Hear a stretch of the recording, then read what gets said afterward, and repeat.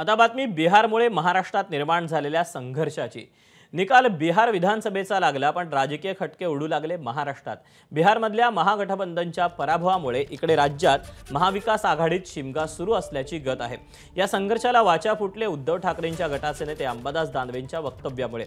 महाराष्ट्राप्रमाणेच बिहारमध्येही मुख्यमंत्री पदाचा चेहरा घोषित करायला काँग्रेसने वेळ काढूपणा केला, त्यामुळे दोन्ही ठिकाणचा मोठा फटका बसल्याचं अंबादास दानवेंनी म्हटलं। तसंच काँग्रेस जागा वाटपात मोठा वाटा मागते आणि विजयाचं गणित आलं की मोठा पराभव होतो असा खोचक टोलाही त्यांनी लगावला। यानंतर काँग्रेसने तितकंच निखट प्रत्युत्तर दिलं। वेळेवर जागा वाटप करणं ही तिन्ही पक्षांची जबाबदारी असल्याचं वडेट्टीवारांनी म्हटलंय। त्यामुळे आगामी स्थानिक स्वराज्य संस्थांच्या निवडणुकांच्या आधीच काँग्रेस, उद्धव ठाकरेंची शिवसेना आणि शरद पवारांच्या राष्ट्रवादीमध्ये नेमकं कितपत सख्य राहतंय आणि कितपत कलह निर्माण होतोय हे आगामी काळातच स्पष्ट होईल।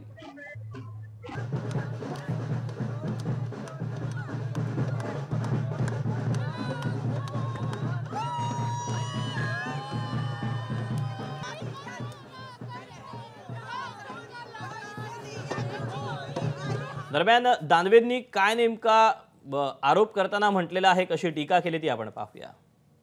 जागा वाटप जे काँग्रेस आणि तेजस्वी यादवचा जो पक्ष आहे हे फॉर्म भरण्याच्या शेवटच्या दिवसापर्यंत चालू होता आणि त्यावेळेस खरं तर राहुल गांधींची ज्यावेळेस मतदान यादीच्या विषयीची जागृती यात्रा होती त्याच वेळेस तिला मिळालेला प्रतिसाद बघितला तर तेजस्वी यादव त्यावेळेसच मुख्यमंत्री पदाचा चेहरा जाहीर करणं हे फायद्याचं ठरलं असतं, पण ही चूक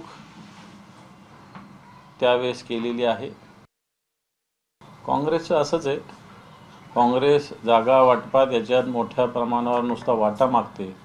प्रत्यक्षात ज्यावेळेस विजयाचं वेळ येते त्यावेळेस काँग्रेसचं विजयाचं प्रमाण हे अतिशय कमी असतं। ही काँग्रेसची मानसिकता आहे। आता आम्ही नगरपालिका वगैरे विषयी सुद्धा बोलतो तर काँग्रेसच्या कार्यकर्त्याची हीच मानसिकता असते आणि त्याच्यामुळं मला असं वाटतं बाकीच्या लोकांचं सुद्धा नुकसान होत असतं। आम्ही कमी जागा लढून जास्ती लढलो, तुम्ही किती लढले याचाही हिशोब मांडण्याचं यामध्ये काही कारण नाही। त्यामुळे लोकसभेमध्ये आम्ही सोबत लढलो, त्यामध्ये यश जे आहे ते आलं, विधानसभेमध्ये येऊ शकलं नाही।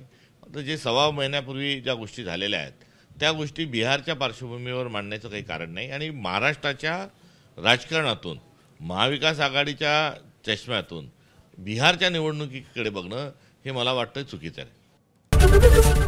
एबीपी माझा, उघडा डोळे बघा नीट।